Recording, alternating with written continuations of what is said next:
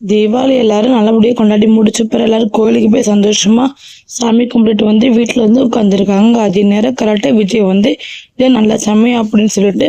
சாரதா கிட்ட பேச வராங்க. இந்த மாதிரி வீடு விற்கிறத பற்றி நீங்கள் என்ன யோசிச்சிருக்கீங்க அத்தை அப்படி சொல்லி கேட்குறாங்கன்னு சாரதாவும் என் பொண்ணுங்களுக்கு பணம் தேவை இருக்குது, அது மட்டும் இல்லாமல் ரொம்ப கஷ்டப்படுறாங்க,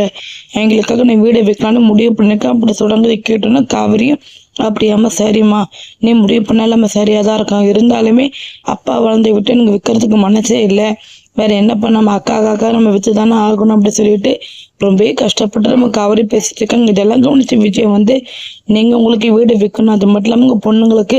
பணத்தை வரைக்கும் கஷ்டமாக படுறாங்க, ஆனால் நீங்கள் அதை விற்றீங்கன்னா இப்போ அடிமட்ட ரேஞ்சு தான் வாங்குவாங்க, ஆனால் நான் ஒரு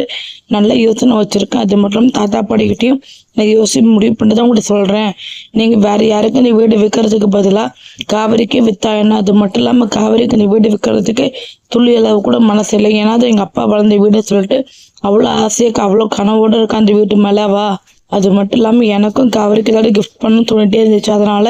காவிரிக்கு அந்த வீட்டை வாங்கி நான் கிஃப்ட் பண்ணலான்னு சொல்லி நினச்சிட்டு இருக்கேன், அதே மாதிரி உங்களுக்கும் பணத்தை வரைக்கும் நான் பணத்தை நான் கொடுத்துட்றேன், நீங்கள் நினைக்கிற மாதிரி நான் அடிமாட்டில் எழுந்துக்கலாம் நான் வாங்க மாட்டேன், உங்களுக்கு எவ்வளோ முடியுமோ அது மட்டும் இல்லாமல் உங்களுக்கு எவ்வளோ பணத்தை வரைக்கும் இப்போதைக்கு அந்த இடத்துல இப்போ என்ன விலை போகுதோ அதோட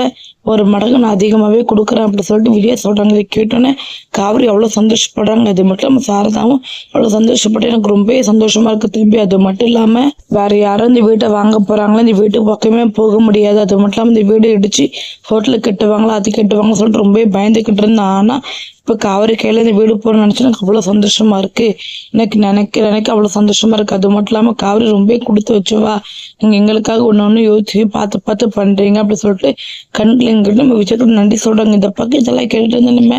கங்காவுக்கு நம்ம யமுனாக்கு செம்ம கோவம் வருது, அது மட்டும் இல்லாமல் பற்றிக்கிட்டு எரியுது, இவ என்ன இந்த மாதிரி பண்ணுறாங்க, இந்த அம்மா முட்டாள்தனமாக முடிவு பண்ணிட்டு சம்மதம்னு சொல்லிட்டு இருக்காங்களே அப்படி சொல்லிட்டு ரொம்ப கம்மா மறைச்சு பார்த்துக்கிட்டு இருக்காங்க. அதே நேரம் நம்ம சாரதா வந்து ரொம்ப சந்தோஷம், தம்பி நீ வீடு நீங்களே வாங்கிக்காங்க, அது மட்டும் இல்லாமல் காவிரி கட்டுற வீடு தானே இருக்குது, இங்கே ரொம்ப சந்தோஷமாக இருக்கும் அப்படி சொல்லிட்டு அங்கேருந்து நம்ம சாரதா நம்ம கங்கா யமுனா எல்லாருமே வீட்டுக்கு கிளம்பி வந்துடுறாங்க. போகிற வழியிலேயுமே கங்காவும் யமுனாவும் ரொம்ப யோசிச்சுக்கிட்டே போகிறாங்க, எப்படி இந்த வீடு வாங்க வேண்டாம், அது மட்டும் இல்லாமல் காவிரிக்கிட்ட விற்க மாட்டேன்னு சொல்லி பிரச்சனை பண்ணதான் போகிறாங்க. இது எல்லாமே சாரதா எப்படி சமாளிக்க போகிறாங்க, நம்ம கங்காவும் யமுனாவும் இந்த விஷயத்தில் காவிரிக்கிட்ட என்னதான் பேச போகிறாங்களாம் பொறுத்து இருந்து வரப்போகிற வீடியோவில் பார்த்து தெரிஞ்சுக்கலாம். தேங்க்யூ ஃபார் வாட்சிங்.